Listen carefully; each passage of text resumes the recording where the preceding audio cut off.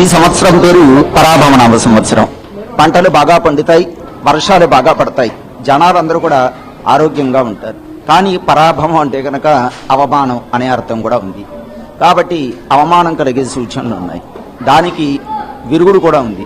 ఎక్కువగా దానాలు ధర్మాలు చేయాలి, ఎక్కువగా యాత్రలు చేయాలి, ధర్మంగా ఉండాలి, అబద్ధాలు ఆడకూడదు, గొడవలు పడకూడదు, తిట్టకూడదు, కోపతాపాలు తగ్గించుకోవాలి. అప్పుడు ఎటువంటి పరాభవాలు లేకుండా సంవత్సరం మొత్తం కూడా దిగ్విజయంగా నడుస్తుంది. మనకి ఎవరైతే చెడు చేయాలి అనుకుంటారో వాళ్ళకే పరాభవాలు జరుగుతాయి తప్ప మనకి ఎటువంటి పరాభవము, అవమానము, ఆపదలు మన దగ్గరికి రాకుండా దూరంగా వెళ్ళిపోతాయి. ఈ సంవత్సరం 12 రాశుల వారికి కూడా యోగప్రదంగా ఉంది. కొంచెం సింహరాశి వారు, కర్కాటక రాశి వారు, ధను రాశి వారు, కుంభరాశి వారు, ఈ నలుగురికి కొంచెం ఇబ్బందులు ఎక్కువగా ఉన్నాయి. కాబట్టి దానికి తగ్గ నివారణలన్నీ చేసుకోవాలి. మిగతా 8 రాశులకి చాలా బాగుంది. ప్రధానంగా కర్కాటకము, సింహము, ధనస్సు, కుంభరాశి, ఈ 4 రాశుల వారికి కొద్దిగా ఇబ్బందులు ఉన్నాయి. కాబట్టి ఆరోగ్యం విషయంలో జాగ్రత్తగా ఉండాలి. సంపదలు కూడా కొంచెం ఖర్చులు ఎక్కువగా ఉన్నాయి, మానసిక చికాకులు ఎక్కువగా ఉన్నాయి. కాబట్టి అవి మాత్రం జాగ్రత్తగా ఉండాలి.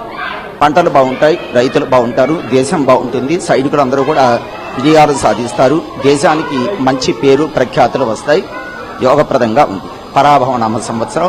ఇంతటి గొప్ప అవకాశం ఇచ్చిన ఆంధ్ర అసోసియేషన్ వాళ్ళందరికీ కూడా అనేక రకాల ధన్యవాదాలు. Thank you. సత్యనారాయణ. ఇప్పుడు రాజకీయం అంతా కూడా